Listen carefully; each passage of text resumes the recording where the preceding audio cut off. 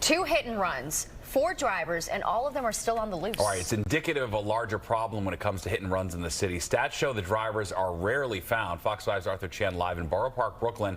And Arthur, you spoke to the son of one of the victims.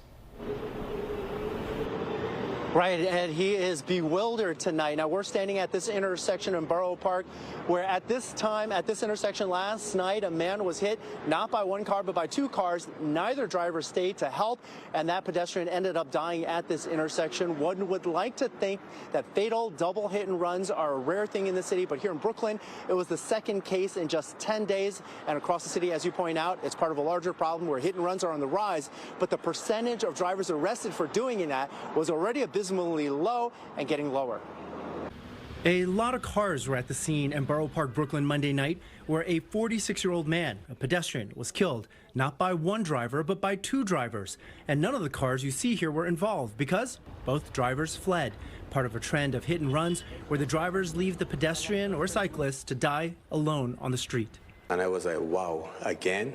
And it just brought back everything back to me from when I first heard about my mom. Patrick Sandiford is reeling from hearing of another fatal double hit and run less than 2 weeks after his mother, 79-year-old Yvonne Sandiford, was killed the same way, also in Brooklyn, also dying alone on the street.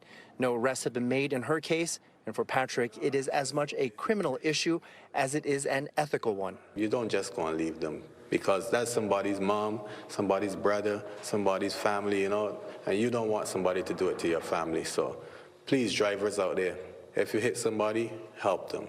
And here's where it gets even worse. None of the 4 drivers have been caught as of Tuesday night. According to a transportation alternative analysis of NYPD data, only 5% of drivers who seriously hurt or kill people on New York City streets were caught last year, meaning 95% got away with it.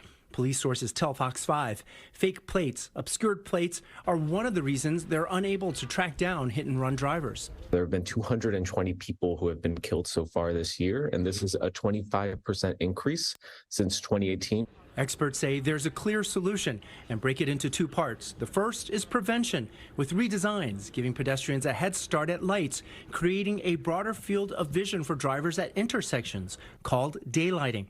As for what to do about the 95% of hit-and-run drivers who never get caught, that's apparently a more difficult solution. At the end of the day, the mayor is the person with the ability to make change happen in the city. On the prevention side, the Department of Transportation tells us they have already redesigned thousands of intersections in the city and will continue doing so.